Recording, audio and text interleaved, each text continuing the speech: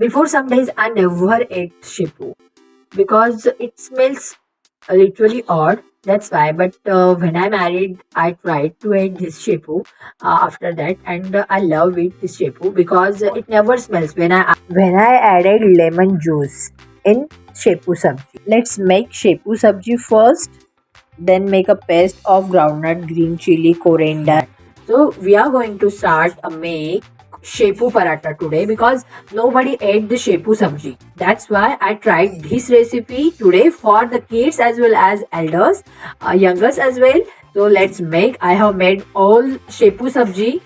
You can see whole, and I have added here whole batter like salt, turmeric, red chili paste, and mix all little water and added here wheat flour as well as besan.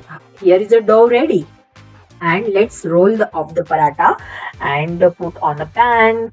After finishing this roll out, and when pan hot, spread the oil from all sides.